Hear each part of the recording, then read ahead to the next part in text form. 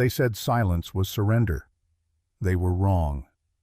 Vivian Ashford stood at the floor-to-ceiling window of the penthouse on the 92nd floor, watching Manhattan's grid glow beneath her like a circuit board. From this height, the city looked mechanical, predictable. Every light a data point. Every street a pathway coded by someone who understood systems. She had always understood systems. Numbers, logic patterns that revealed themselves to those patient enough to look. Behind her, ice clinked against crystal. The sound cut through the recycled air that smelled faintly of leather and money, the kind of smell Harrison liked to say proved they had made it.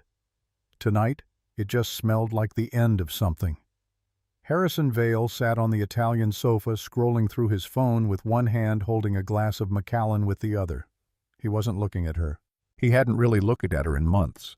Not the way he used to back when they were building everything from nothing in that cramped garage in Cambridge, back when her opinion mattered, back when he still asked her advice before making decisions. The stack of documents sat on the coffee table between them, bound in a blue folder. She had seen enough contracts in 10 years to know what this one was without reading it. Dissolution, division of assets, the legal architecture of two lives being pulled apart. Harrison finally glanced up, his eyes the color of winter sky. Once she had thought those eyes held warmth. Now they just looked impatient, the way he looked at quarterly reports that disappointed him. "Stop being dramatic, Viv. It's a standard separation agreement. My lawyers at Morrison Hendricks drafted it. It's fair." Fair. The word hung in the air like smoke. She turned from this window, studying the man she had spent a decade beside. His suit was Brioni, perfectly tailored to his frame.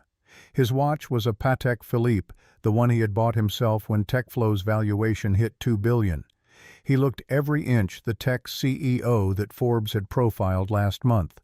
Self-made, visionary. The boy from nowhere who coded his way to the top. Except he had never coded a single line in his life. Vivian crossed to the table, her bare feet silent on the Brazilian hardwood. She picked up the folder, feeling its weight. 3 years of negotiation compressed into 40 pages. Her lawyer had spent weeks on this, marking up clauses, fighting for percentages. But Vivian had stopped listening around week 2. The numbers didn't matter anymore. None of it mattered the way everyone thought it did. She flipped to the final page without reading anything in between. Harrison's signature was already there, bold and confident, the way he signed everything. Below it, a blank line waited for hers. "You're offering me the lake house in Maine and a monthly stipend for 3 years. In exchange, I sign an NDA that prevents me from ever discussing the company's origins." Harrison set down his glass, the Macallan catching the light. "The NDA protects both of us. TechFlow is going public in 3 months. The IPO is the biggest thing to hit fintech since PayPal. The board is sensitive about any narrative that could spook investors. We need a clean story. Founder builds revolutionary payment platform. Founder takes company public. Simple. And where do I fit in that story?" He had the grace to look away just for a moment. "You don't. Not anymore. We grew apart, Viv. It happens. People change. Relationships end. But we can end this like adults. You take the settlement, you move on, you rebuild." Rebuild. As if she were the one who needed reconstruction. As if she were the structure that had failed. She thought about the lake house. She had chosen it back in the early days when they actually made decisions together. A small cabin on the water, far from the noise of Boston and New York. She had imagined it as a refuge, somewhere to escape when the startup grind got too intense. They had spent exactly 4 weekends there in 5 years. Harrison always had another meeting, another pitch, another crisis that required his attention. The stipend was insulting. $7,500 a month. In Manhattan, that barely covered rent for a decent 1-bedroom. It was the kind of offer you made to someone you pitied, someone you didn't respect enough to fight. Vivian pulled out a chair and sat down, the leather cool against her skin. She looked at Harrison properly for the first time in weeks, really seeing him. The lines around his eyes that came from squinting at spreadsheets and term sheets. The set of his jaw always clenched, always ready for the next battle. The way his fingers drummed against his thigh, impatient for her to sign so he could move on to whatever came next. When had he stopped being the boy who stayed up until 3 in the morning talking about changing the world? When had ambition curdled into something that looked more like greed? Maybe it had been gradual, so slow she hadn't noticed the transformation. Or maybe it had always been there, buried beneath the charm and the late-night conversations about disrupting legacy systems. Maybe she had just been too in love to see it. "I don't want the lake house," she said, her voice steady. Harrison frowned. "The condo in Miami, then. It has a better view, but the property taxes are higher. Your call." "I don't want the condo." His frown deepened. "Viv, be reasonable.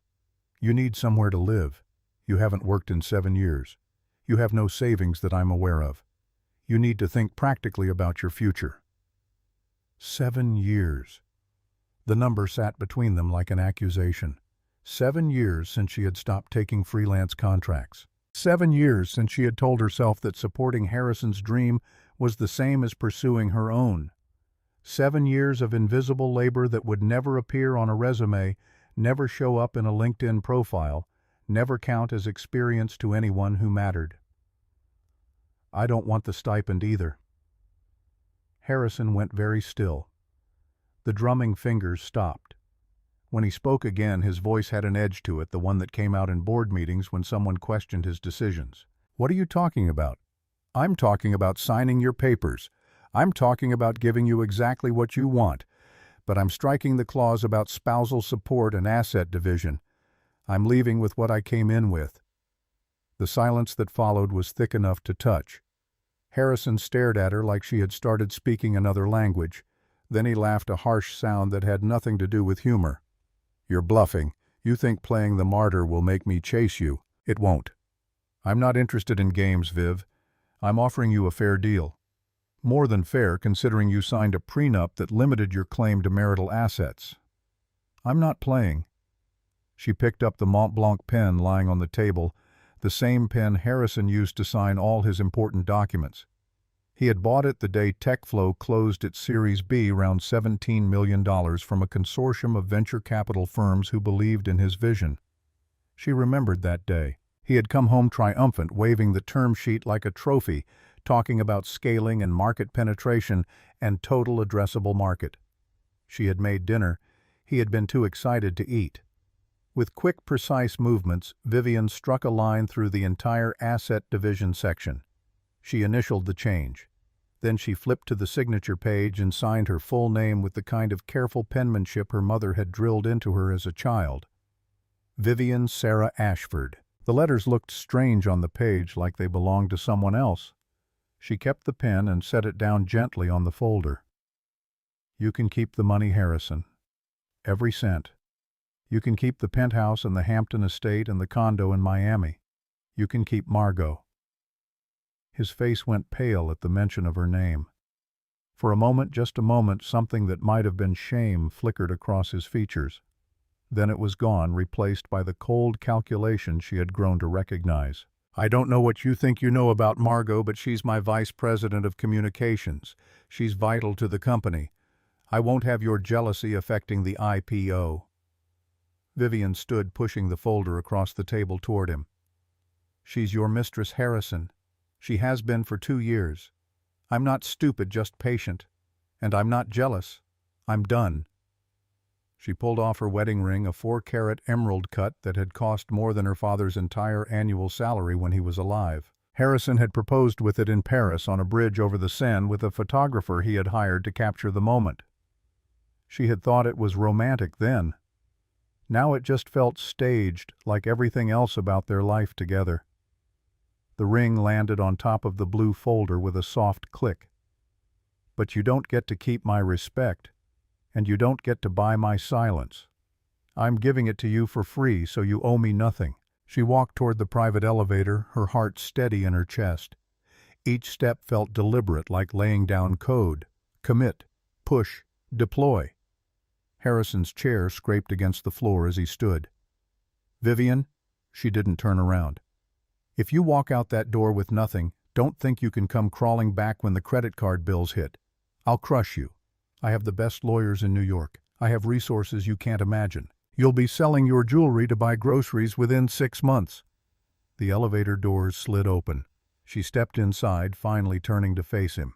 He stood there in his expensive suit, holding his expensive scotch framed by the expensive view of a city that worshipped success above all else.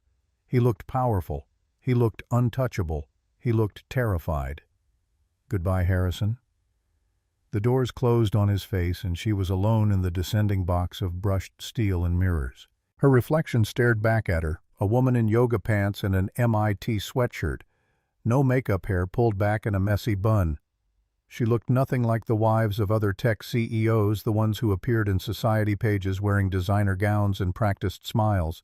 She looked like herself. The elevator reached the ground floor, and she walked through the lobby without looking at the doorman out into the September night where the city hummed with traffic and voices and the endless churn of people trying to make it, trying to matter, trying to be seen. She raised her hand, and a yellow cab pulled over its driver, barely glancing at her as she gave him an address in Queens. As the cab merged into traffic, Vivian pulled out her phone and opened a folder she had kept locked for 3 months. Inside were screenshots, documents, lines of code, evidence of a crime that had been unfolding so slowly she almost hadn't noticed it happening. Almost. Her fingers hovered over the contact labeled simply AP. Aldrich Pembroke, her father's oldest friend. The professor who had supervised her thesis at MIT, the man who had taught her that the most elegant solutions were often the simplest. She typed out a message, "It's done. I'm ready to move forward." The reply came before the cab even reached the Queensboro Bridge. "Good. Come to Boston tomorrow. We have work to do." Vivian looked out the window at the city lights streaking past all those people in all those buildings, most of them convinced that what they saw was all there was to see, that appearances equaled reality, that a woman who signed away millions must be weak or foolish or broken. They would learn different soon enough. The cab dropped her in Astoria at a walk-up building that smelled like fried food and decades of other people's lives.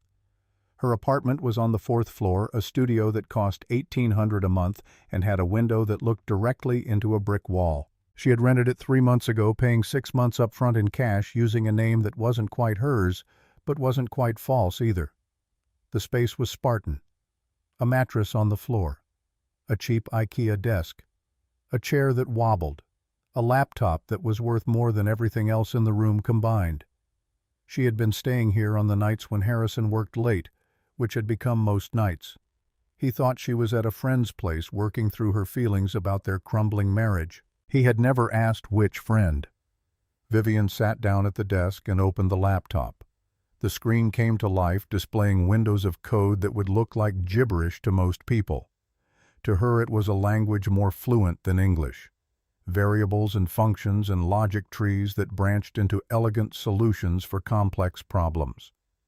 She opened a terminal window and typed a command that connected her to a server hosted in a data center in Virginia. Not the official TechFlow servers, a different machine. Older one that had been running continuously for 10 years in the back corner of a facility that handled hundreds of other clients. A machine that Harrison didn't know existed. A machine that Vivian paid for out of an account he had never seen. The backup server. She had set it up in the beginning when they were still working out of the Cambridge garage, when the idea of TechFlow was just sketches on a whiteboard and arguments about architecture. Harrison had been focused on the pitch deck, on the business model, on the story they would tell investors. Vivian had been focused on the foundation, on building something that would actually work. She had insisted on redundancy, multiple backups, distributed systems. Harrison had thought it was overkill. He hadn't understood why they needed such robust infrastructure when they didn't even have users yet. But he had let her do it because back then he still trusted that she knew what she was doing. The server held everything. Every commit, every code review, every comment and annotation and debug session from those early years. A complete fossil record of how TechFlow had actually been built before Harrison started rewriting the history to make himself the sole genius behind it all. Vivian pulled up the Git logs and scrolled through them. Tens of thousands of commits, stretching back to that first night when she had initialized the repository and written the first lines of what would eventually become a platform processing $30 billion in transactions annually. Commit after commit showed her username, VA Vivian Ashford, the authentication system that handled secure login, the encryption layer that protected user data, the transaction processing engine that could scale to handle millions of simultaneous operations, the fraud detection algorithms that caught suspicious patterns before they became problems, the API that let other developers build on top of the platform. 87% of the core code base had been written by her. The other 13% was mostly configuration files and basic utilities that any competent developer could have handled. Harrison's name appeared in exactly 43 commits. Most of them were merge conflicts that he had resolved incorrectly, requiring her to fix them later. A few were comments he had added to sections of code, usually asking questions about how something worked. 3 were actual contributions to the codebase small functions that handled minor formatting tasks. Not one of those 43 commits represented anything critical to how the platform functioned. She opened another window and pulled up the patent applications that TechFlow had filed over the years. 15 patents covering everything from payment processing methods to security protocols. Every single one listed Harrison Vale as the sole inventor. Her name appeared nowhere. In the comment sections of the code, though, her initials were everywhere. Little breadcrumbs she had left without even thinking about it, markers of the work that had consumed her days and nights for years. Line 347. VA rewrote auth flow to handle edge case with expired tokens. Line 892. VA optimized database query, reduced latency by 40%. Line 1456. VA fixed critical security vulnerability. See ticket 234 for details. On and on, thousands of times over. A paper trail written in code that told the truth about who had actually built TechFlow. Vivian leaned back in the wobbling chair and stared at the ceiling. She had known about the patents for years, had known that Harrison was claiming credit for her work. She had told herself it didn't matter that they were a team, that his success was her success, that love meant supporting each other without keeping score. But there was a difference between not keeping score and being erased entirely. She thought about the Forbes article that had run last month. The boy genius who revolutionized payments.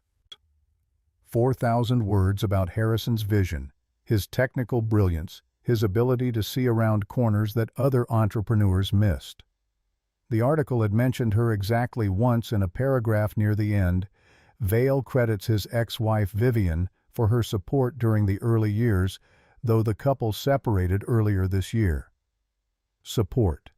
As if she had been making coffee and organizing his calendar instead of building the very thing that made him famous. Her phone buzzed, a text from an unknown number. Saw the news about your divorce. Sorry it didn't work out. If you need a reference for job applications, happy to help. Marcus. Marcus Chen had been one of the early engineers at TechFlow back when the team was small enough to fit around a single table. He had left 3 years ago to start his own company, but they had stayed in touch sporadically. He was one of the few people from that era who still talked to her. She typed back, "Thanks, I'll keep that in mind." Another buzz, this time from her email. The sender was Aldrich Pembroke. The subject line was blank. Inside was a single PDF attachment labeled Incorporation Documents, TechFlow, LLC. Vivian opened the file and scrolled through pages of legal language until she found the section listing the company's founders. There it was in black and white, Founder and Chief Executive Officer Harrison Vale. Below that, Technical Consultant Vivian Ashford. Not co-founder, not Chief Technology Officer, Technical Consultant. A title that implied temporary involvement, someone brought in to help with a specific problem and then dismissed once their usefulness ended. She closed the laptop and stood up, pacing the small space. The mattress took up most of the floor, leaving just enough room for her to walk a tight circle. Round and round like a loop that never terminated. She had signed those incorporation documents without reading them carefully. Harrison had been rushing late for a meeting with potential investors, and he had shoved the papers in front of her with that charming smile that always made her forget to be cautious. "Just formalities, babe. The lawyers say we need official roles for the LLC paperwork. You're the tech genius, I'm the business guy. We both know the truth about who does what." She had believed him. Why wouldn't she? They were partners. They were building something together. The titles were just administrative necessities, not reflections of actual contribution or value. Except titles mattered. Titles shaped narratives, and narratives shaped reality. When Harrison went to pitch investors, he was the founder. She was the technical consultant. When Forbes wanted to write a profile, they interviewed the founder. When the patent office needed to know who invented the core technology, the founder's name went on the applications. Step by step, decision by decision, she had let herself become invisible, had let Harrison take credit for work she had done because speaking up felt petty, because demanding recognition felt ungracious, because she had been raised to believe that good women supported their men without demanding glory in return. Her father would have been furious if he were still alive. Thomas Ashford had been a mathematics professor at a small liberal arts college in Connecticut, brilliant and absent-minded and completely devoted to the idea that truth mattered above all else. He had died of a heart attack when Vivian was 23, leaving behind a modest life insurance policy and a trust fund that had sat untouched until she needed it. $500,000. She had never told Harrison about it. He had assumed she came from the same kind of middle-class background he did, scraping by on student loans and part-time jobs. She had let him think that, testing whether he wanted her for herself or for what she could provide. That money had funded the first 6 months of TechFlow's development. Harrison thought they were burning through seed funding from a small VC firm called Ashford Ventures. He had never bothered to research who owned Ashford Ventures, or he would have discovered it was a shell company registered to Vivian Sarah Ashford. She had poured her inheritance into making his dream real, and he didn't even know it. The anger that rose in her chest wasn't hot. It was cold and clear and precise like well-written code. This wasn't about emotion. It was about correction, about debugging a system that had developed a critical flaw. Her phone rang. She glanced at the screen, expecting Aldrich.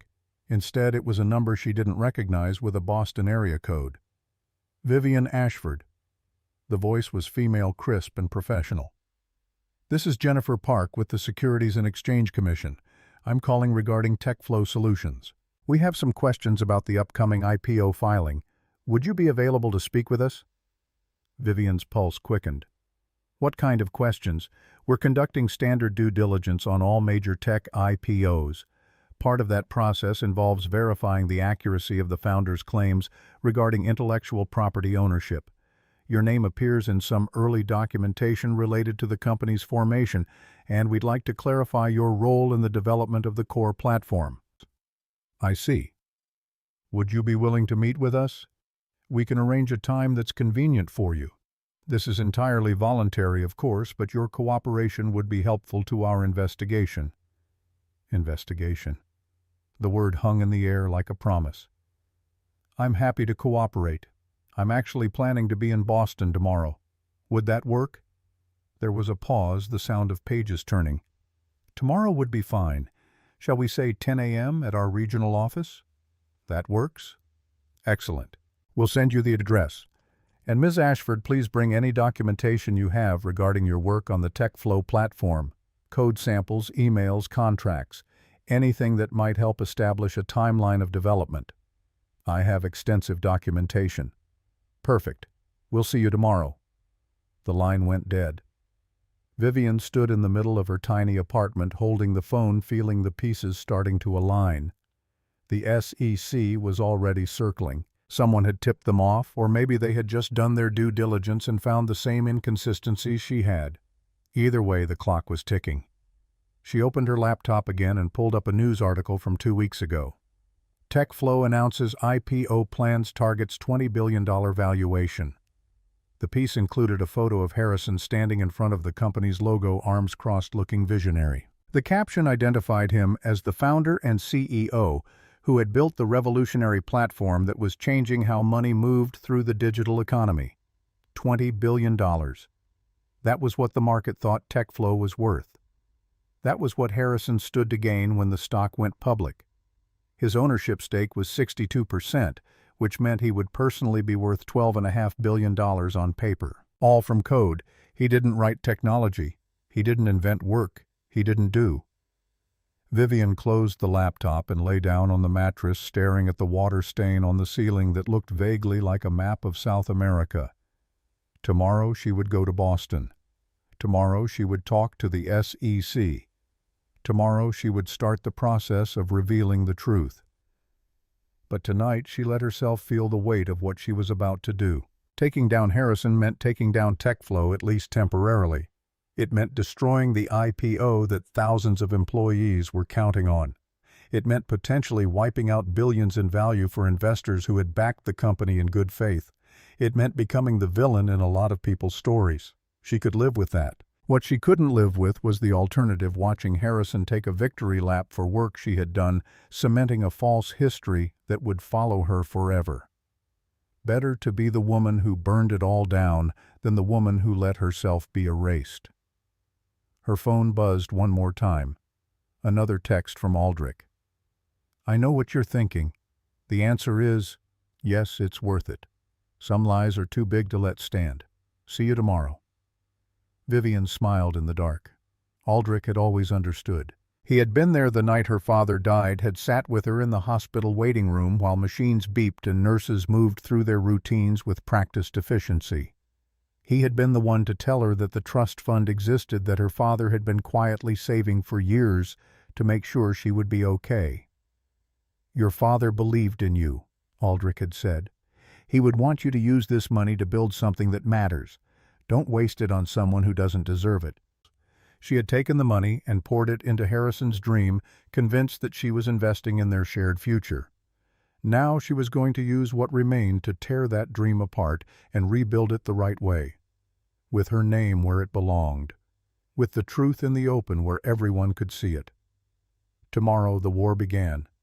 Tonight she allowed herself to rest, gathering strength for what came next. Outside her window the city hummed and thrummed, millions of lives intersecting in ways both seen and unseen.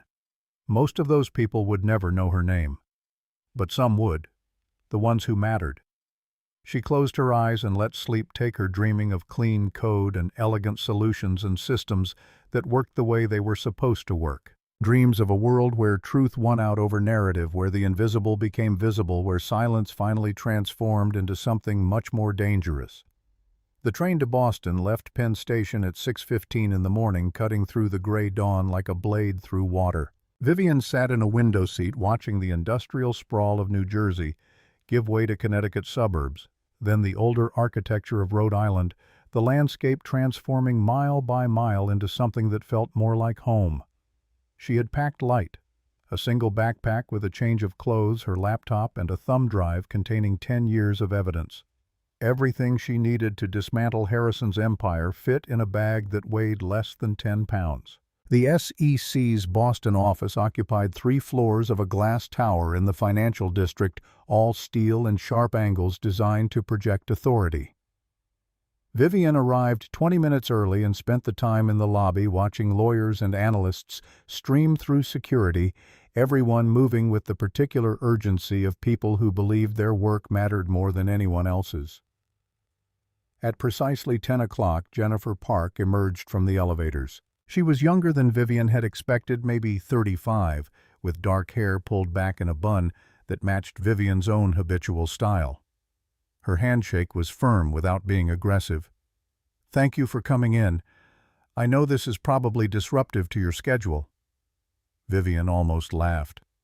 Her schedule consisted of sitting in a studio apartment, wondering how she had let her life become so small. "I'm happy to help."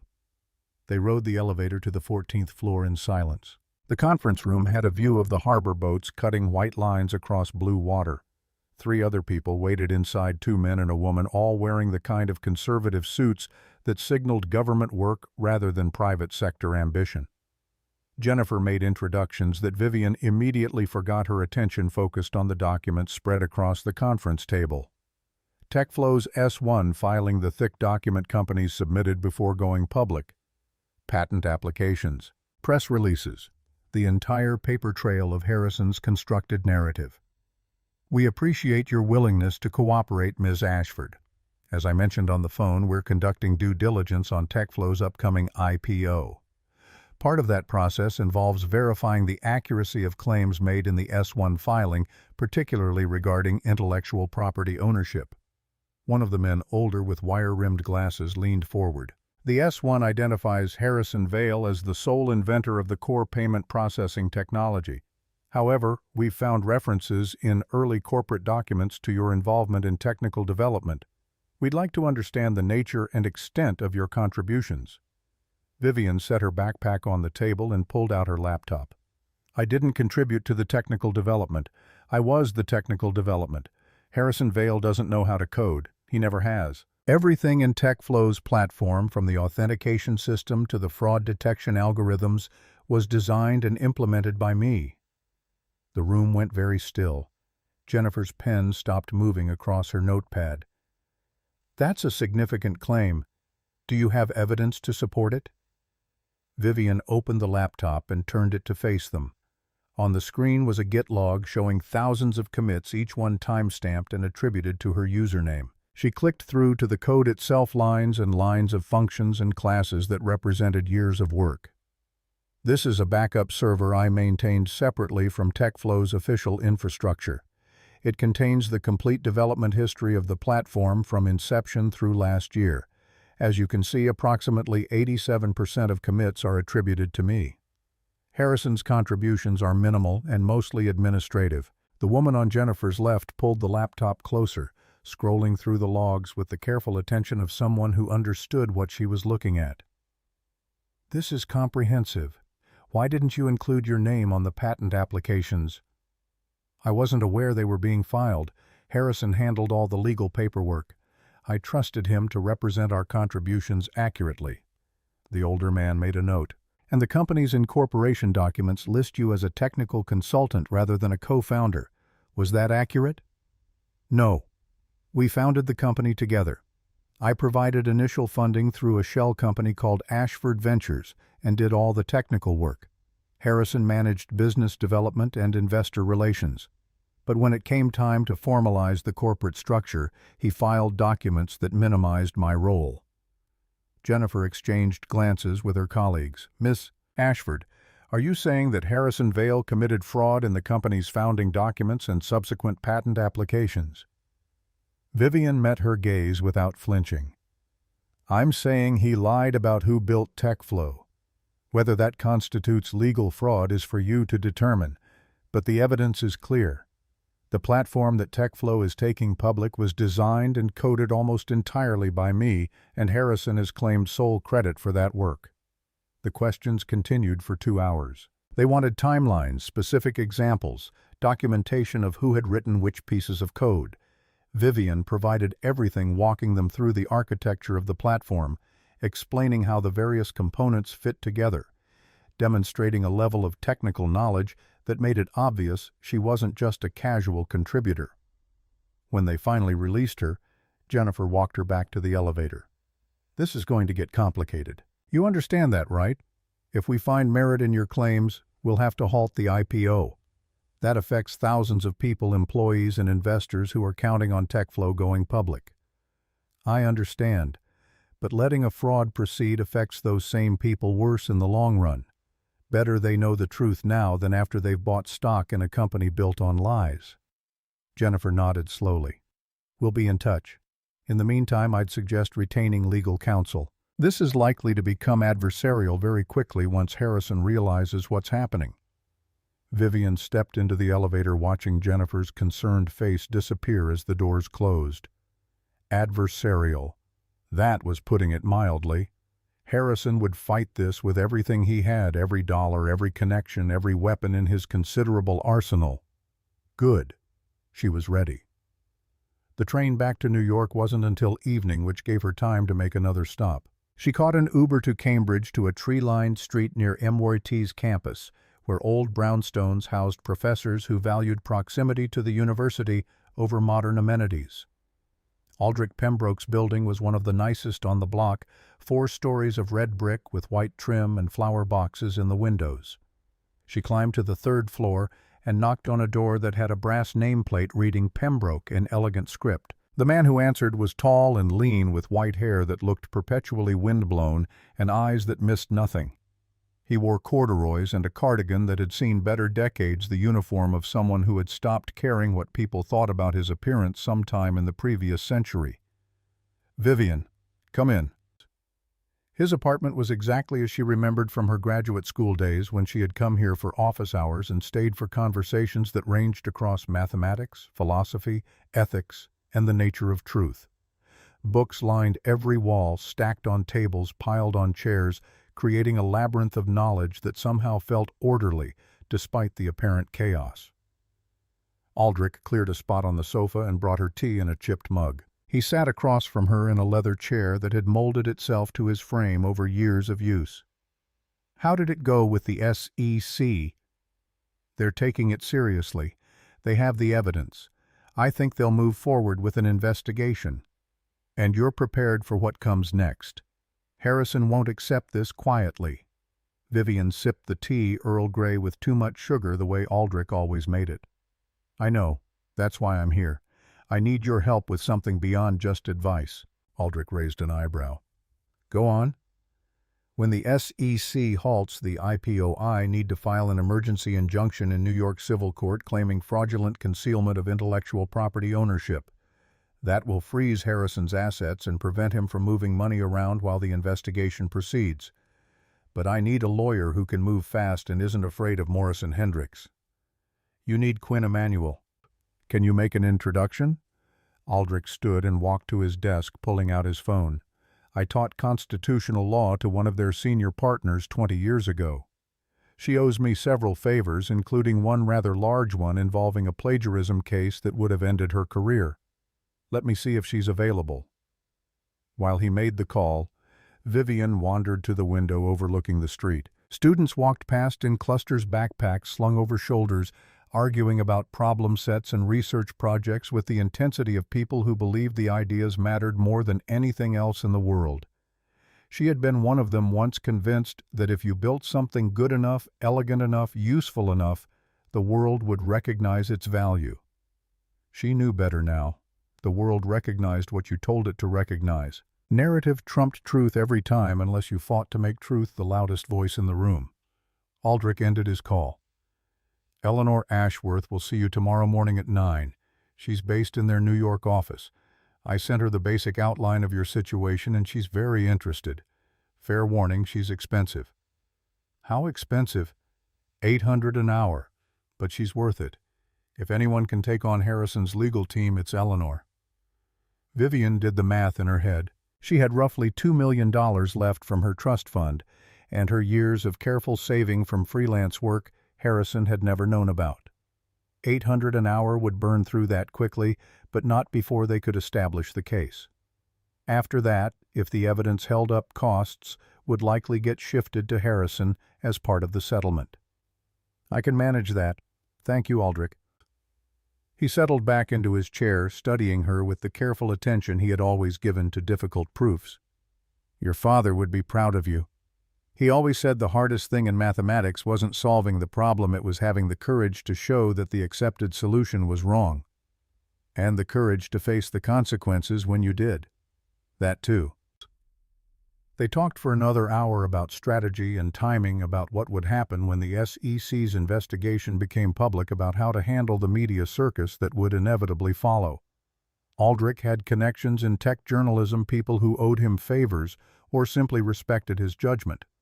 He could help shape the narrative, make sure Vivian's side of the story got told before Harrison's PR machine went into overdrive. When she finally left, the sun was setting over Cambridge, painting the brownstones in shades of amber and gold. She walked back toward the train station, slowly taking in the familiar streets where she had spent 4 years of her life, learning to think clearly about hard problems. Her phone buzzed with a text from a number she didn't recognize. "I heard you met with the SEC today. We need to talk. This doesn't have to get ugly. H."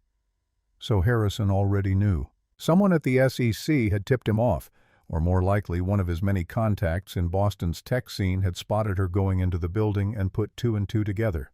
Either way, the element of surprise was gone. She typed back a single word, "No." The reply came within seconds. "You're making a mistake. I'm trying to protect you. You have no idea what you're starting." "I know exactly what I'm starting. I'm correcting the record." Her phone rang immediately. Harrison's name on the screen.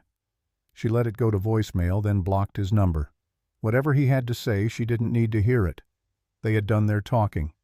Now they would do their fighting in court, where evidence mattered more than charm.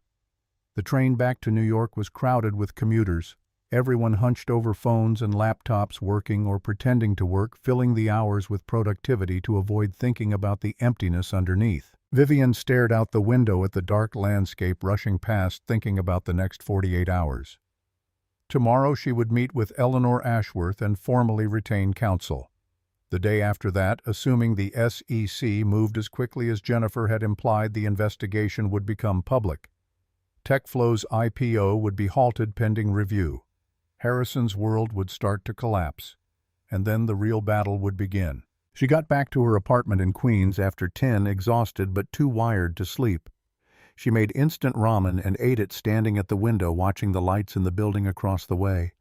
People living their lives, cooking dinner, watching television, arguing with their partners, putting children to bed. Normal people doing normal things, blissfully unaware that their retirement accounts and college funds might be invested in companies just as fraudulent as TechFlow, built on lies just as comprehensive as Harrison's. Her laptop chimed with an email notification. The sender was Marcus Chen, the early engineer who had reached out after the divorce announcement. The subject line read, "You should see this." Inside was a link to a tech blog post published 10 minutes earlier. The headline made her stomach drop. Sources SEC, investigating TechFlow ahead of planned IPO. The article was short, mostly speculation, but it confirmed that federal regulators were looking into potential discrepancies in the company's intellectual property claims. An unnamed source close to the investigation suggested the inquiry was sparked by allegations from someone with intimate knowledge of the platform's development. The comment section was already filling up with speculation. Some defended Harrison as a visionary being targeted by jealous competitors. Others wondered if this was related to the recent divorce, whether a bitter ex-wife was trying to sabotage his success out of spite. "Of course it's the ex-wife," one commenter wrote. "Hell hath no fury and all that. She probably helped with some early work and now wants half the company." Vivian closed the laptop before she could read more. The narrative was already forming exactly as she had known it would. She was the angry woman, the scorned wife, the gold digger who wanted what she hadn't earned. Let them think that. The evidence would tell a different story. She finally fell asleep around midnight, her phone alarm set for 6. But at 3 in the morning, a different sound woke her.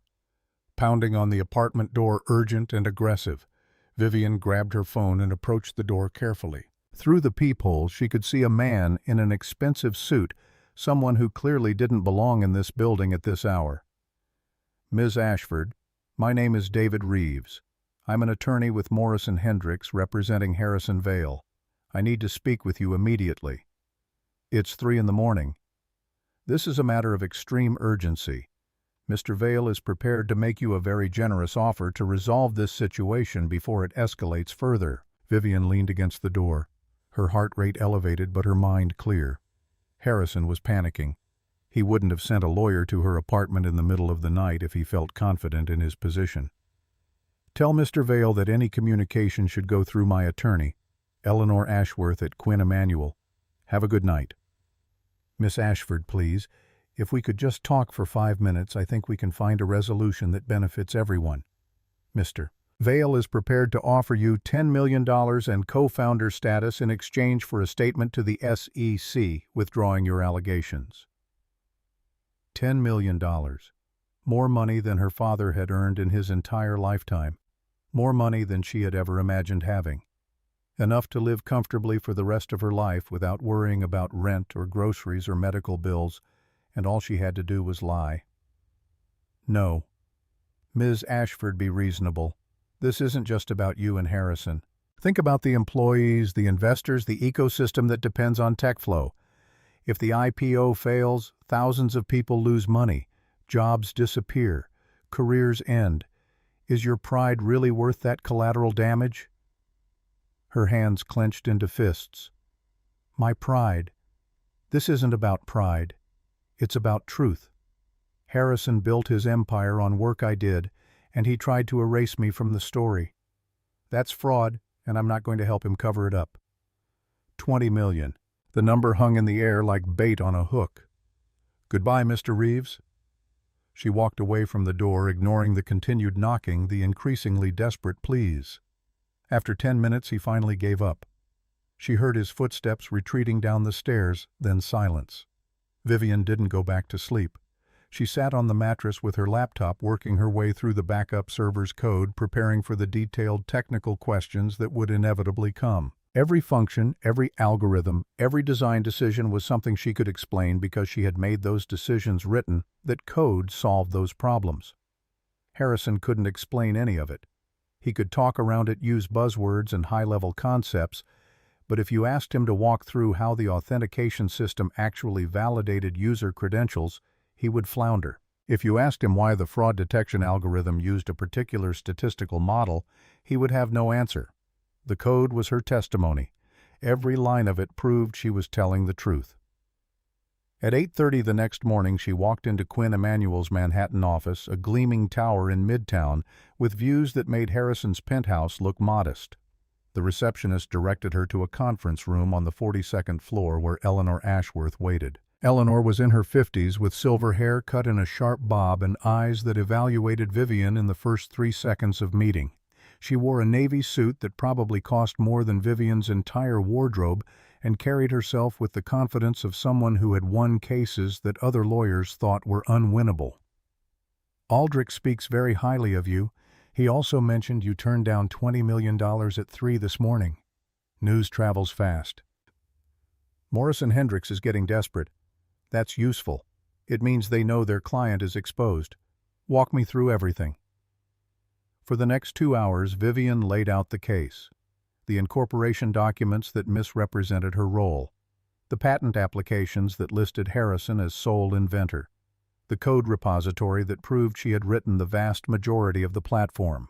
The shell company she had used to fund the initial development. The timeline of how Harrison had systematically erased her contributions while taking credit for her work. Eleanor listened without interrupting, making occasional notes on a yellow legal pad.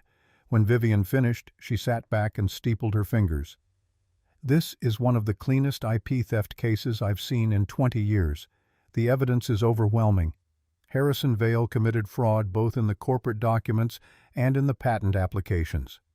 The question is, what remedy you want? I want the truth on the record. I want recognition as the actual architect of TechFlow. And I want control of the company. Control will be difficult. Even if we prove fraud, you'd likely end up with a substantial equity stake but not necessarily majority control. Unless we can show that the initial funding arrangement gave you rights you haven't exercised. Vivian pulled up the Ashford Ventures documents on her laptop. The shell company that provided seed funding has a provision. If the founder materially misrepresents the source or application of intellectual property, the investor has the right to convert their investment into voting control. Eleanor's expression shifted to something that might have been delight. You buried a poison pill in your own investment. Vivian, that's brilliant.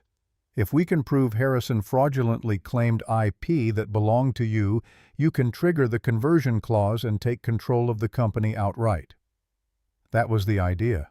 Then let's make it happen. I'm going to file an emergency motion for a temporary restraining order freezing TechFlow's assets pending resolution of the IP dispute. We'll also file a formal complaint in New York Civil Court claiming fraud, breach of contract, and unjust enrichment. With the SEC investigation already underway, we can move very quickly. How quickly? 72 hours if we push hard. The hearing for the TRO will be the critical moment. We'll need to convince the judge that there's a substantial likelihood you'll prevail on the merits and that immediate action is necessary to prevent irreparable harm. What about Harrison's defense? They'll argue this is a disgruntled ex-wife trying to extort money after a bad divorce, that you made minimal contributions and are now exaggerating your role, that any work you did was as a paid consultant, not as a co-founder. We need to preempt that narrative. Eleanor picked up her phone and made a quick call to someone named Rachel in the PR department. We're going to need crisis communications support. Legal case with significant media attention. Client is a woman in tech who had her work stolen by her ex-husband. Yes, the TechFlow situation. Exactly. She hung up and turned back to Vivian. You're going to be in the public eye very soon. Every reporter in the tech world is going to want your story. We need to control that narrative carefully. No spontaneous interviews, no social media posts. Everything goes through our communications team. Can you handle that? I've been invisible for 10 years. I can handle a few more weeks of keeping quiet. Good, because once we file, there's no going back. Harrison will throw everything at you, every dirty trick, every personal attack. Are you prepared for that? Vivian thought about the $20 million she had turned down, about the years of invisible labor, about the Forbes article that had reduced her to a single paragraph, about the patents that carried Harrison's name above technology she had invented. I'm prepared. Eleanor smiled, and it was the smile of a predator who had just spotted wounded prey. Then let's go to war. The next 2 days were a blur of affidavits and depositions and document review. Eleanor's team worked around the clock building the case with the precision of engineers constructing a bridge. Every claim needed support, every assertion needed evidence, every attack needed to be anticipated and countered. Vivian spent 14 hours straight in a Quinn Emanuel conference room walking junior associates through the technical architecture of TechFlow, explaining how each component worked, proving that she understood the system at a level Harrison never could. They recorded everything, creating a video deposition that could be used if the case went to trial. On the morning of the third day, Eleanor filed the emergency motion. The hearing was scheduled for that afternoon in New York Supreme Court, before Judge Patricia Morrison, a former patent attorney who had a reputation for being skeptical of corporate fraud claims, but meticulous about evidence. Vivian dressed carefully, borrowing a navy suit from one of Eleanor's associates who was roughly her size. She looked at herself in the courthouse bathroom mirror and barely recognized the woman staring back. Professional, composed, ready. The courtroom was smaller than she expected, wood-paneled and formal, with the seal of New York State mounted above the judge's bench. Harrison sat at the defense table with 3 lawyers from Morrison Hendricks, all of them in matching gray suits. He looked across the aisle at Vivian with an expression she couldn't quite read. Betrayal, maybe, or just calculation, trying to figure out what move to make next. Judge Morrison entered and everyone stood. She was a woman in her 60s with iron gray hair and reading glasses perched on her nose. She settled into her seat and looked at the papers in front of her with the attention of someone who actually read the filings instead of just skimming them. This is an emergency motion for a temporary restraining order in the matter of Ashford versus Vail. Ms. Ashworth, you're representing the plaintiff. Eleanor stood. Yes, Your Honor.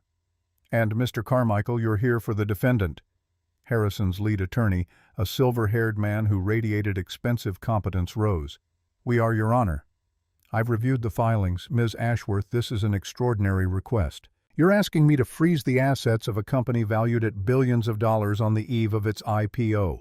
You'd better have extraordinary evidence. Eleanor projected the first slide onto the courtroom screen. We do, Your Honor. What you're looking at is a Git log showing development history for TechFlow's core platform. As you can see, 87% of commits are attributed to Vivian Ashford. Harrison Vail's contributions are minimal and largely administrative. For the next 30 minutes, Eleanor walked the judge through the evidence. The code repository, the patent applications listing Harrison as sole inventor, the incorporation documents that misrepresented Vivian's role, the shell company funding arrangement, the conversion clause that gave Vivian the right to take control if fraud was proven. Judge Morrison asked sharp questions, cutting through the technical jargon to get at the core issues. Could Vivian prove she was the author of the disputed code? Yes, through coding style analysis and the detailed commit history. Could she prove Harrison knew he was misrepresenting her contributions? Yes, through emails and documents showing he had deliberately structured the corporate paperwork to minimize her role. Harrison's attorney tried to push back, arguing that Vivian had been compensated as a consultant, that she had signed documents accepting that role, that this was a bitter divorce being weaponized into a legal assault. But Eleanor had anticipated every argument and had evidence to counter each one. The moment that changed everything came when Judge Morrison asked Harrison to explain a specific technical detail about how the fraud detection algorithm worked. Harrison stood, cleared his throat. The algorithm uses machine learning to identify patterns in transaction data that might indicate fraudulent activity. It's a sophisticated system that took years to develop and refine. I understand the concept, Mr. Vale. What I'm asking is how it works. What specific statistical model does it employ? What features does it analyze? How does it distinguish between legitimate, unusual transactions and actual fraud? Harrison glanced at his lawyers. Vivian could see the panic in his eyes, the recognition that he was standing in quicksand. It's a proprietary system. The details are confidential. Judge Morrison removed her glasses. Mr. Vale, I have a degree in electrical engineering and spent 10 years as a patent attorney before becoming a judge. I can understand technical explanations. The question is whether you can provide one. The silence stretched. Harrison opened his mouth, closed it again, tried to find words that wouldn't reveal that he had no idea how the system he claimed to have invented actually functioned. Your Honor, with respect, I built the business strategy and vision for TechFlow. The specific technical implementation was handled by my team. Your team, which according to these documents consisted primarily of your ex-wife during the critical development period. Harrison sat down, his face pale. Vivian felt something unlock in her chest, a pressure she had been carrying for so long she had forgotten it was there. Judge Morrison put her glasses back on. I'm granting the temporary restraining order. TechFlow's assets are frozen pending resolution of this dispute. Additionally, I'm ordering Mr. Vale to provide a full accounting of all intellectual property claims and patent applications filed on behalf of the company. Ms. Ashworth, your motion for expedited discovery is granted. We'll reconvene in 30 days for a full hearing on the merits. The gavel came down like a verdict, final and absolute. Harrison's lawyers immediately huddled around him, whispering urgently. Eleanor packed up her materials with the calm efficiency of someone who had just won exactly what she expected to win. Outside the courtroom, reporters were waiting. Someone had tipped them off that this wasn't just another corporate dispute, but something bigger, a story about theft and lies, and a woman reclaiming what had been stolen. Eleanor guided Vivian through the crowd, deflecting questions with practiced ease. My client is pleased with the court's decision. We look forward to proving our case at the full hearing. No further comment at this time. But one reporter managed to get close enough to shout a question directly at Vivian. Miss Ashford, do you regret staying silent for so long? Do you wish you had spoken up earlier? Vivian stopped, turned to face the camera. Eleanor touched her arm in warning but didn't pull her away. I didn't stay silent. I wrote code. Every line I wrote was a statement about who I am and what I'm capable of building. It's not my fault that some people can't read code as well as they read press releases. The quote would be everywhere by morning, the soundbite that framed the story the way she wanted it framed. Not a bitter ex-wife seeking revenge, but a woman whose work spoke for itself, demanding recognition she had always deserved.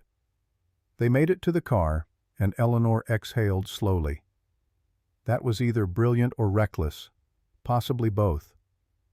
I'm done being careful. Careful got me erased.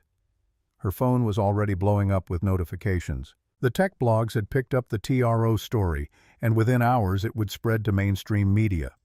TechFlow's IPO was officially dead, at least for now. Harrison's carefully constructed image as a genius founder was crumbling in real time. And Vivian was just getting started. The media firestorm ignited before Vivian made it back to Queens. By the time her cab crossed the Queensboro Bridge, her quote about code being her statement was trending on 3 different platforms. Tech journalists who had ignored her for a decade suddenly wanted interviews. Cable news producers were calling Eleanor's office asking for comment on the gender dynamics of Silicon Valley fraud. Harrison's response came through official channels within 2 hours. A statement released by Morrison Hendricks expressing disappointment that a private dispute had been weaponized for public spectacle, confidence that the facts would vindicate their client, and concern for the thousands of employees whose livelihoods were now threatened by baseless allegations from a disgruntled former spouse. Vivian read it on her phone while eating leftover Chinese food from a container that had been in her fridge too long. The language was careful, legally vetted, designed to paint her as the aggressor, while positioning Harrison as the victim of circumstances beyond his control. It would work on some people, the ones who wanted to believe that successful men earned their success, while women who challenged them were motivated by bitterness rather than truth. Let them believe it. The court didn't care about narratives. The court cared about evidence. Her phone buzzed with a text from an unknown number. "You're not the only one he's betrayed. Watch what happens next." Vivian stared at the message, trying to parse who might have sent it. An employee, an investor, someone else. Harrison had thrown under the bus on his climb to the top. She saved the number but didn't reply. Around midnight, her building's security buzzer rang. She almost ignored it, assuming it was another lawyer or reporter who had tracked down her address. But the voice that came through the intercom was familiar in a way that made her stomach clench. "Viv, it's me. Please, just 5 minutes." Harrison. She should have refused, should have called building security or the police or Eleanor, should have maintained the wall between them that the legal proceedings had erected. Instead, she buzzed him up and unlocked her door, leaving it ajar while she waited. His footsteps on the stairs were slower than she remembered, heavier. When he appeared in the doorway, she barely recognized him. The confident posture was gone, replaced by shoulders that curved inward like he was trying to make himself smaller. His suit was rumpled. He looked like he hadn't slept since the hearing. "Can I come in?" Vivian gestured to the single chair. He sat looking around at the studio apartment with obvious confusion, trying to reconcile this space with the woman he thought he had known. "You've been living here all these months. I needed somewhere that felt real." Real. He repeated the word like he was trying to understand a foreign language. "The penthouse wasn't real enough. The penthouse was a story you told about who we were. This is just me." Harrison ran his hands through his hair, a gesture she remembered from the early days when they were solving problems together. "I didn't come here to fight. I came to ask you to stop. Please. Before this destroys everything we built." "Everything I built. You just took credit for it. That's not fair. I built the business. I secured the funding. I negotiated the partnerships. I created the vision that made TechFlow matter. Using my code, my algorithms, my architecture. You built a marketing campaign around work I did." He looked at her with something that might have been genuine pain. "Do you really think it was that simple that I just stole from you and ran away laughing? We were a team. Viv, your technical skills and my business acumen. Together we created something revolutionary." "Then why did you lie about it? Why did the patents only have your name? Why did every article call you the sole founder? Why was I a consultant in the corporate documents instead of a co-founder?" "Because that's how these things work. Investors want a single, clear narrative, a genius founder with a vision. They don't want complicated origin stories about couples building things together. The market responds to simplicity." Vivian felt the anger crystallize into something colder and more focused. "So you erased me for marketing purposes." "I didn't erase you. I simplified the story. And it worked. We got funding. We scaled. We built something that matters." His phone buzzed insistently. He glanced at the screen and his face went pale. Another buzz. Then another. Whatever was happening, it wasn't good news. "I have to go. Just think about what I said. Please." After he left, Vivian stood at her window watching him emerge onto the street below. He stood on the sidewalk checking his phone, his posture deteriorating with each message he read. Then he got into a black car that had been waiting and disappeared into the night. She didn't feel triumphant. She just felt tired and certain that what she was doing was necessary, even if it destroyed them both in the process. The next morning brought an email from an address she didn't recognize. The subject line, "You deserve to know the truth." Inside was a single attachment, internal TechFlow emails between Harrison and Margot Thorne. Vivian opened the first one, dated 3 weeks ago. Harrison, the SEC, is asking questions about the patent applications, specifically who authored the code. I need to know what to tell them. Harrison's reply, "Tell them I directed all technical development. If they push, say, Vivian was a consultant who provided minor implementation support. The key is keeping the narrative clean." Another email more recent, "Legal is concerned about my exposure. They're saying if the fraud allegations stick, I could face criminal charges for helping falsify the corporate history. You need to protect me." Harrison's response was ice cold. "You followed my instructions. Any decisions about PR messaging were yours. I have documentation showing I delegated communications authority to you. If this goes south, you're the one who made the calls." Vivian sat back, understanding flooding through her. Harrison was setting Margot up to take the fall. The woman who had helped him erase Vivian from the story was now being erased herself. Her phone rang. "Eleanor, have you seen the news?" Vivian pulled up TechFlow's website. The headline made her breath catch. "TechFlow Board Calls Emergency Meeting. CEO, Harrison Vale's status under review." "They're moving faster than I expected," Eleanor continued. "Sources tell me the board discovered Harrison has been transferring company assets to personal accounts. They're worried about fiduciary duty violations on top of the IP fraud." "How did they find out?" Anonymous tip to the board chair. "My guess. Someone inside the company who knows where the bodies are buried and decided to start digging them up." By afternoon, the results were public. Harrison Vale had been placed on administrative leave pending resolution of the legal proceedings. The interim CEO would be Michael Torres, the CFO, a competent but uninspiring choice designed to signal stability to nervous investors. Vivian's phone buzzed, the same unknown number from last night. "Told you to watch. He threw me away like garbage. Now I'm returning the favor. Check your email." The sender had to be Margot, and if she was angry enough to leak Harrison's internal communications, she might be angry enough to do more. Eleanor called 2 hours later. "Margot Thorne's attorney just reached out. She wants to meet. She has information about the fraud, and she's willing to testify in exchange for immunity." "When?" "Tomorrow, my office. Are you ready for this?" Vivian thought about the emails about Harrison's systematic betrayal of everyone who trusted him. Yes. The meeting happened the next morning in a Quinn Emanuel conference room.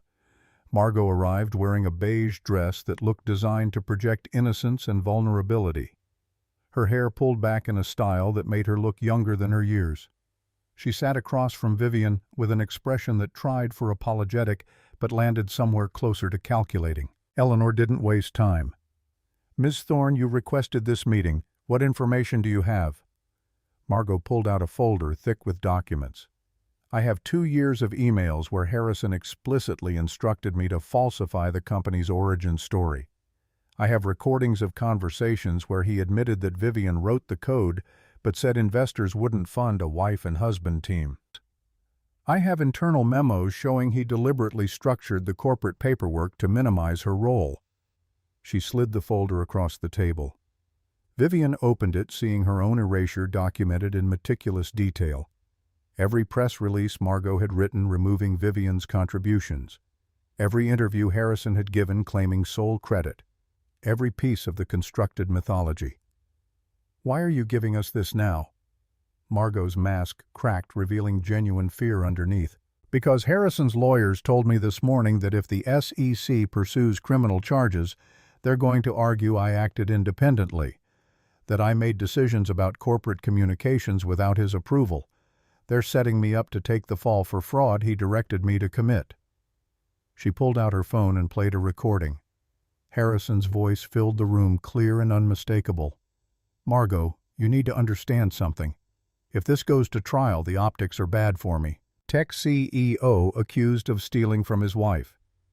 That's a narrative problem. But if it's an overzealous PR person who went too far trying to simplify the company story, that's manageable. You're valuable to me, but you're not irreplaceable. Make sure you remember that." The recording ended. Margot's hands were shaking. I helped him destroy you because I thought we were building something together. Now I realize I was just a tool he could throw away when it became convenient. Eleanor leaned forward. If you testify that Harrison directed you to falsify the company's history that establishes intent, that turns this from a dispute about credit into provable fraud. Are you willing to do that? I'll testify. But I want immunity for my role in the deception, and I want it in writing before the SEC deposition. Vivian looked at the woman who had helped erase her from her own story. Every instinct screamed not to help her, but Eleanor's subtle nod reminded her that this wasn't about revenge. I'll recommend immunity to the SEC, but you tell them everything. Every lie, every fabrication, every piece of the false narrative. No holding back. Deal. After Margot left, Eleanor organized the new evidence into folders that would become exhibits in the case. This changes everything. With her testimony and these recordings, we can prove systematic fraud. Harrison isn't just going to lose the company. He could face criminal prosecution. The SEC moved quickly once Margot agreed to cooperate. Within a week, they scheduled Harrison's formal deposition. Vivian watched via video feed from another room as Harrison sat across from 3 regulators and a stenographer, his legal team unable to protect him from questions he couldn't answer without incriminating himself. Mr.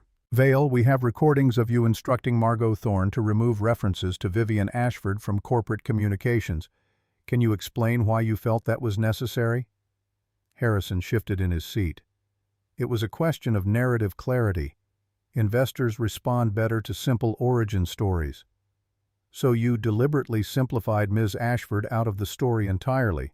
I simplified the business narrative to focus on key decision-makers. According to the code repository logs we've reviewed, Ms. Ashford made 87% of the technical decisions that created TechFlow's platform. Would you consider that a key role? Silence. Harrison glanced at his lawyers. Mr. Vale, I'll ask again. Did Vivian Ashford play a key role in creating TechFlow's technology? She contributed to the technical development, yes. Did you direct Ms. Thorne to remove references to those contributions from public statements? I directed her to streamline our messaging. The regulator pulled out a transcript of Margot's recording. Let me read you something you said to Ms. Thorne. Investors wouldn't fund a wife and husband team. Did you say that? Harrison's face went pale. I don't recall that specific conversation. We have a recording, Mr. Vale. Would you like to hear it? The deposition continued for 7 hours. By the end, Harrison looked like a man who had aged a decade in a single day. The confident CEO who had dreamed of ringing the opening bell was gone, replaced by someone who couldn't explain how the company he claimed to have built actually worked. 2 weeks later, TechFlow's board held another emergency meeting. This time the results were final. Harrison Vale was terminated for cause effective immediately. His equity stake would be subject to forfeiture pending resolution of the fraud investigation. Eleanor called with the news. He's out. The board voted unanimously. They're also cooperating fully with the SEC investigation to protect the company from criminal liability. What happens to his equity? That's where it gets interesting. The board is arguing that his fraud invalidates his founder's stock. If they prevail, those shares could be redistributed to the actual founders, meaning you. The full hearing took place 3 weeks later in Judge Morrison's courtroom. The media presence had intensified, cameras lining the courthouse steps. Inside the courtroom was packed with observers, employees, investors, journalists, all waiting to see how the judge would rule. Eleanor presented the case methodically. The Git logs showing authorship, the recordings of Harrison directing Margot to erase Vivian from the corporate history, testimony from early employees who confirmed that Vivian had been the technical lead. Expert witnesses who had analyzed the code and confirmed it bore Vivian's distinctive programming style throughout. Harrison's team fought back harder than Vivian expected. Their surprise move came mid-morning on the second day of testimony. Your Honor, we'd like to call David Reeves to the stand. Vivian leaned toward Eleanor. Who's David Reeves? one of TechFlow's first employees. I thought he left the company years ago. Reeves was a thin man in his 40s wearing a suit that looked uncomfortable on him. He took the stand and Harrison's lead attorney, Carmichael, began his examination. "Mr. Reeves, you worked at TechFlow during its founding period, correct?" "Yes. I was employee number 3, hired about 6 months after the company started." "Can you describe Harrison Vale's role during that time?" "Harrison was definitely the technical leader. He made all the architectural decisions. He designed the fraud detection system. He came up with the approach to encryption that made the platform secure." Vivian felt her chest tighten. The testimony was a lie, but Reeves delivered it with practiced confidence. Carmichael continued. "And Vivian Ashford's role? She did implementation work. Harrison would design a system and Vivian would code it. She was good at translating his vision into working software." "So Harrison was the architect and Vivian was the implementer. That's how I remember it." Eleanor stood. "Objection, Your Honor. This testimony contradicts documentary evidence already entered into the record." Judge Morrison looked at Carmichael. "Counselor, I assume you're prepared to reconcile this witness's testimony with the code repository log showing Ms. Ashford authored the disputed systems.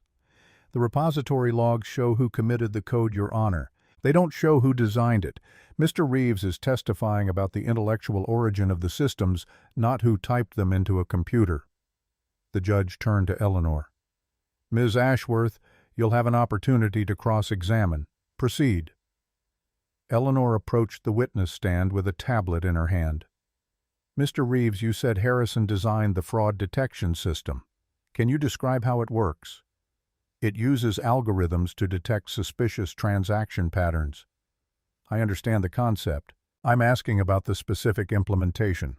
What statistical model does it use?" Reeves hesitated. "I'm not sure I remember the technical details. It's been a long time." "But you remember clearly that Harrison designed it?" "Yes." "Interesting." Eleanor pulled up a document on her tablet and projected it on the courtroom screen. "This is an email from you to Vivian Ashford dated March 15, 2015. Can you read the subject line?" Reeves squinted at the screen. "Help with fraud detection specs." "And the body of the email?"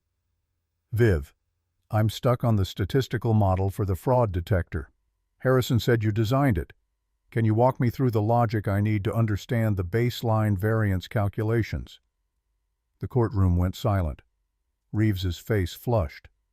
"Mr. Reeves, in this email you clearly state that Vivian designed the fraud detection system. Yet today you testified that Harrison designed it. Which statement is true?" I might have been confused about who did what." "Or you're being paid to lie." Eleanor pulled up another document. "We have records showing that Harrison Vale transferred $50,000 to your personal account 2 weeks ago. Was that payment related to this testimony?" Carmichael shot to his feet. "Objection.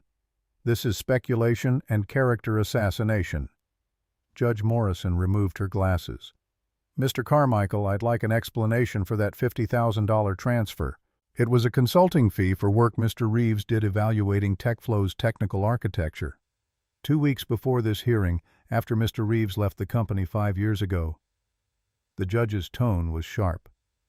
"Mr. Reeves, I'm going to ask you directly. Were you compensated for testifying today?" Reeves looked at his hands. "I was asked to share my recollections of the founding period." "That's not what I asked." The silence stretched. Finally Reeves spoke quietly. "Harrison said he needed someone to corroborate his version of events. He said it was just a matter of emphasis that we remembered things differently. He offered to pay me for my time." Judge Morrison's expression hardened. "Your testimony is stricken from the record. Mr. Carmichael, I'm sanctioning you and your client for witness tampering. We'll address that separately. This hearing is in recess until tomorrow morning." The gavel came down like a verdict. That evening Eleanor's phone buzzed while they were reviewing strategy. She listened for a moment, then smiled. Harrison's legal team just withdrew. Morrison Hendricks dropped him as a client. They don't want to be associated with witness tampering. Can they do that this late? They can if they're worried about their own liability. Harrison will have to find new counsel or represent himself.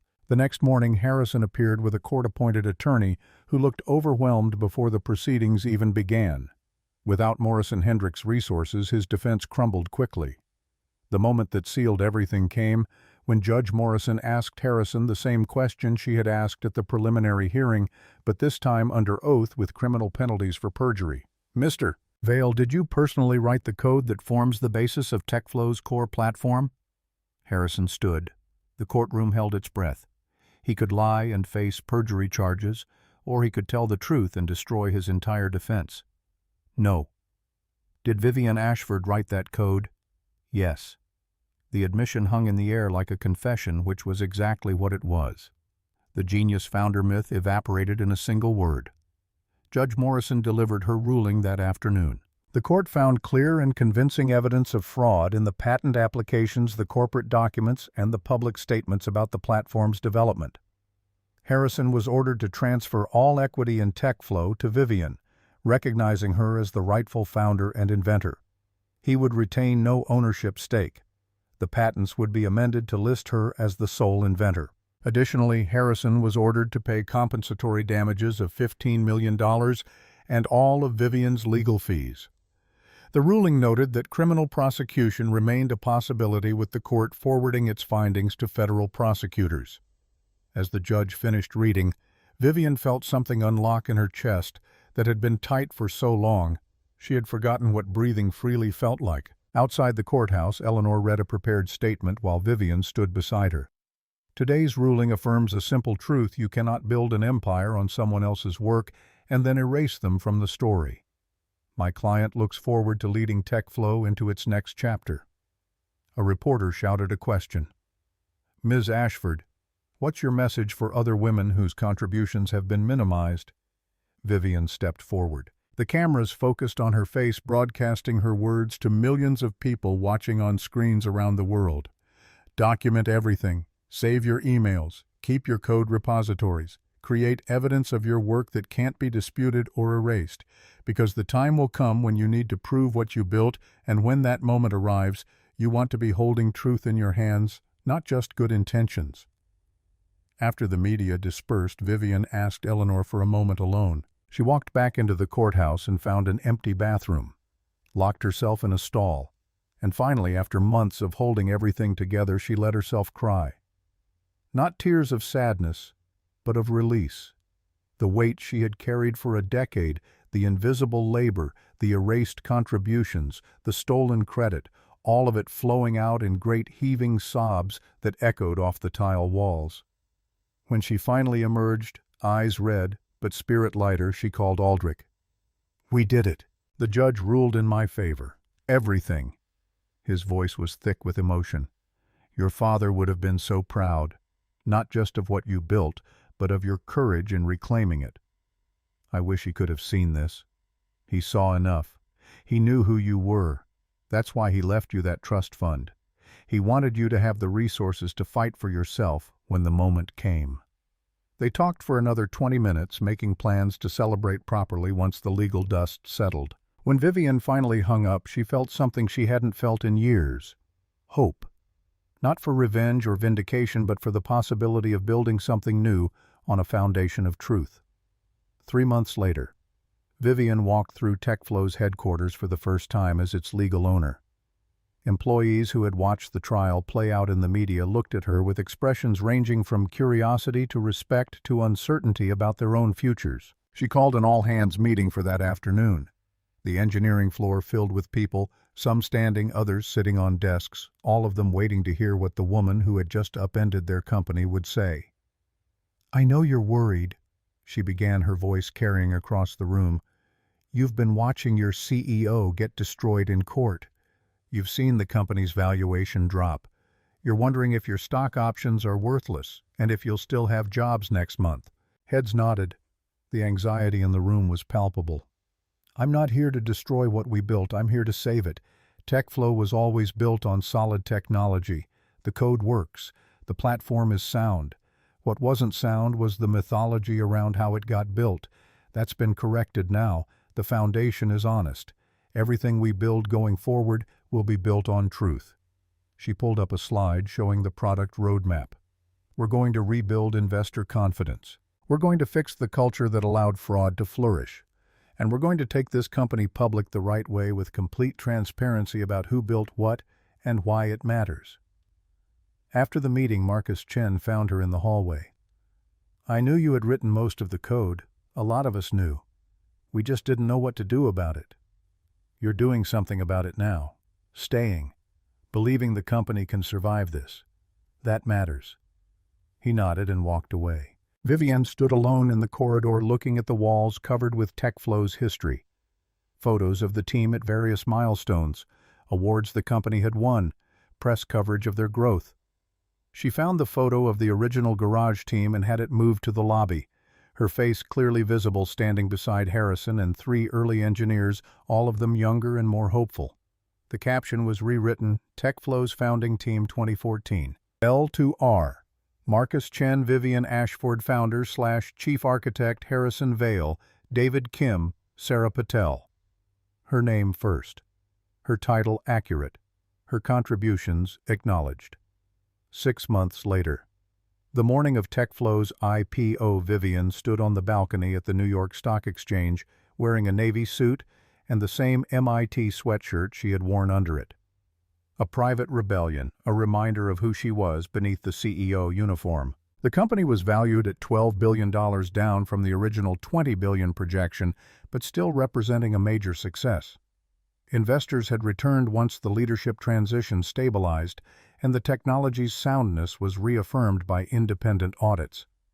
When the moment came to ring the opening bell, Vivian pressed the button firmly. The bell's sound echoed across the trading floor. Confetti fell.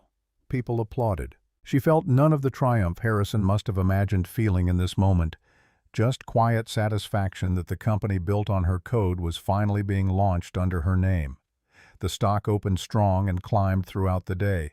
By closing, TechFlow was worth $13 billion. Her stake made her a billionaire on paper, though the number felt abstract, disconnected from what she had actually accomplished. That evening, back in her office, she found an envelope on her desk. Inside was a handwritten note on expensive stationery. Congratulations on the IPO. You deserved better than what I gave you, and I'm sorry it took losing everything for me to see that. I hope you build something good with what you've reclaimed. H. Vivian read it twice, then filed it away in a drawer. Not forgiveness exactly, but acknowledgement.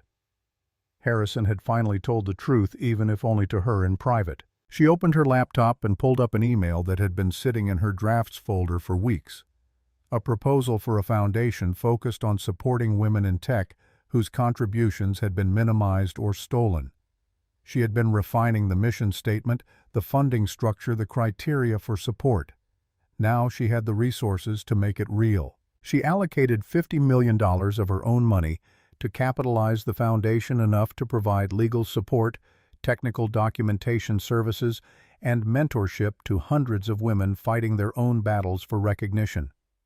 The applications flooded in within days of the announcement. Hundreds of stories that echoed her own. Women who had coded while their male partners took credit. Women who had designed systems and then watched others patent them. Women who had built foundations while men built fame. Vivian read every application personally.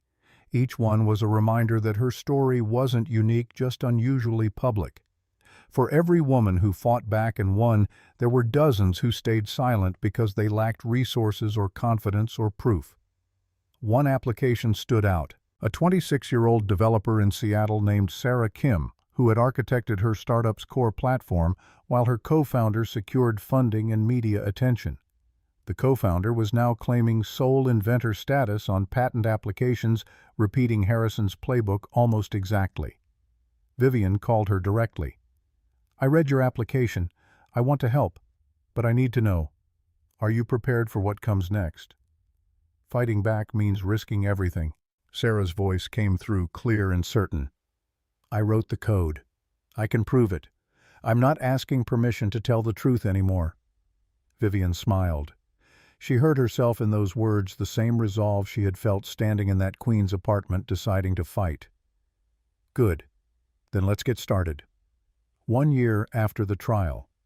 The foundation had funded 23 cases in its first year. 15 had been settled in favor of the women whose work had been stolen. 3 were still in litigation. 5 had been withdrawn after the threat of legal action prompted the companies to voluntarily correct their records. Vivian sat in her office reviewing the annual report when her assistant buzzed. "There's someone here to see you. He doesn't have an appointment, but he says it's important. Harrison Vale." Vivian's hand paused over the intercom button. She hadn't seen Harrison since the trial, hadn't heard from him except for that single note on IPO day. "Send him in." Harrison entered, looking diminished. He wore jeans and a plain sweater, nothing like the designer suits that had been his uniform. His hair was longer, graying at the temples. He looked like someone who had learned what it felt like to be invisible. "I know I don't have any right to be here. I just wanted to say something in person." Vivian gestured to a chair. He sat on the edge of it, uncomfortable. "I've been working as a consultant for small startups, helping with business development strategy.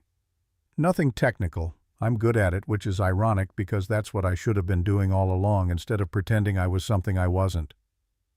"Why are you telling me this?" "Because I want you to know that I finally understand what I took from you. Not just the credit or the money, the truth. I made the world believe a lie about who you were, and that's something I can never fully repay. But I'm trying to live differently now, to tell the truth about my contributions and my limitations." Vivian studied him.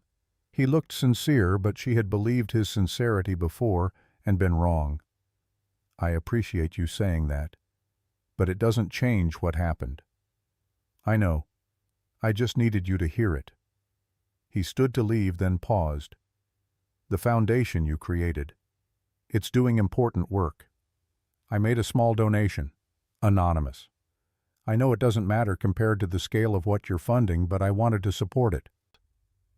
After he left, Vivian sat at her desk thinking about justice and redemption and whether they were the same thing. Harrison had lost everything and was slowly rebuilding a more honest life.